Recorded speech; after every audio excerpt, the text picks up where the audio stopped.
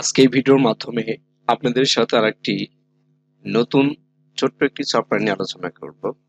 এই সফটওয়্যারটি ডেভেলপ করা হয়েছে মাইক্রোসফট অ্যাক্সেস দিয়ে। এই সফটওয়্যারটি সাধারণত বিভিন্ন সমিতির আইডি কার্ড ম্যানেজমেন্ট সফটওয়্যার। এটি দ্বারা কার্ড ম্যানেজমেন্টের জন্য এই সফটওয়্যারটি ডেভেলপ করা হয়েছে। অর্থাৎ একটি সমিতির যেমন ঋণ দেওয়া কার্যক্রম জন্য আইডি কার্ড এবং ডিপিএস রাখার জন্য আইডি কার্ড এবং মেম্বারশিপ বা সদস্যের জন্য আইডি কার্ড, এই বিষয়টির উপরে খেয়াল করেই এই সব। চলুন তাহলে দেখে আসি ছোট্ট এই অ্যাপস বা এই সফটওয়্যারটি কিভাবে কাজ। কার্ড এন্ট্রি এই বাটনে ক্লিক করলাম। ক্লিক করার পরে আমাদের এই ধরনের একটি ইন্টারফেস আসবে। এখানে যে বিষয়গুলো আমরা দেখতে পাচ্ছি তার মধ্যে প্রথমে আছে আইডি, ডেট, তারপর হচ্ছে অ্যাকাউন্ট নেম, অ্যাকাউন্ট নাম, তারপর সেকশন। সেকশনে ড্রপ ডাউন মেনু আছে। এখানে loan card, membership card, DPS card এবং চাইলে আপনি আরো এখান থেকে কিছু ড্রপ ডাউনে অ্যাড করে নিতে পারেন। আচ্ছা, এখানে আছে ইমেজ। আমরা এখান থেকে যেই লোন হোল্ডার আছে বা মেম্বারশিপ আছে তাদের ইমেজ আমরা এখান থেকে অ্যাড করে দিতে পারবো।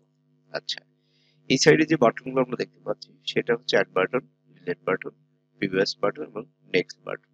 এখানে আমরা দেখতে পাচ্ছি প্রিন্ট এবং রিভিউ রিপোর্ট। আর এখানে আমরা দেখতে পাচ্ছি যে সার্চ বক্স। এখানে আমরা বিভিন্ন মেম্বারশিপের নাম সার্চ করে আমরা এখানে এটা। তাহলে এখন আমরা একটি ডাটা এন্ট্রি করে দেখব যে এটি কিভাবে কাজ করে। আমি প্রথমে ডেট দিলাম, আজকে একটি তারিখ দিয়ে দিলাম। এরপর হচ্ছে আমি এখানে নাম লিখলাম যে অ্যাকাউন্ট নেম এমডি রহমান। তারপর হচ্ছে অ্যাকাউন্ট নাম্বার। এখানে আমরা অ্যাকাউন্ট নাম্বার দিয়ে দিলাম। এটা হচ্ছে সেই গ্রাহকের অ্যাকাউন্ট নাম্বার।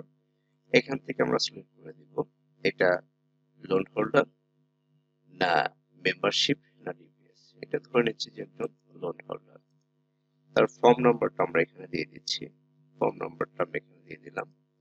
তারপর হচ্ছে তার মোবাইল নাম্বারটা আমরা এখানে, এবং এখানে আমরা একটি বারকোড দেব যাতে আমরা ওই অ্যাকাউন্ট হোল্ডারের যেই অ্যাকাউন্ট ডিটেলস আছে আমরা বারকোড স্ক্যান করার সাথে সাথে এখান থেকে আমরা একটি বারকোড এখানে অ্যাড করে দিলাম। তারপরে হচ্ছে এখানে ইমেজ অ্যাড করে দিলাম। আমার ডেস্কটপ ইমেজ রাখা আছে, জাস্ট বোঝানোর সুবিধার্থে অ্যাড করে দিলাম।